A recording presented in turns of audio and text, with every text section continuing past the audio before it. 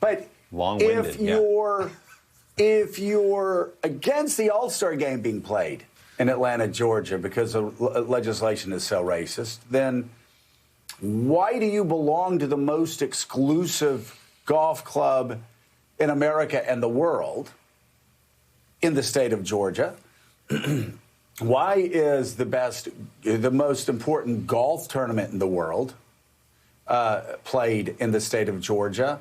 And why do sponsors, and why does the national press, and why do Democrats apply one standard to the Midsummer Classic and another standard to the Masters and every other sporting event that's going to be held in Georgia? Well, to listen to the president speaking right there is impossible to square his argument. 1 week ago, he was calling for the All-Star game to be moved out of Atlanta, and then shortly thereafter it was.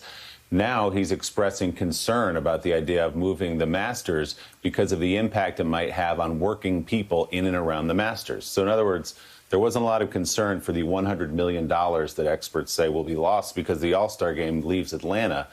But now, all of a sudden, it feels like after a week of criticism, some people are catching up and saying, ooh, this actually hurts a bunch of the people that we're trying to protect in this country right now. It's also the position that everyone has put themselves in. We knew immediately wherever the All-Star game was moved, everyone would look clearly at the voting law there and say, well, wait a minute, there are pieces of the voting law in Colorado that are worse than the one in Georgia. So this is a game that probably the White House and maybe Major League Baseball on some levels wishes it hadn't played at this point, but here we are.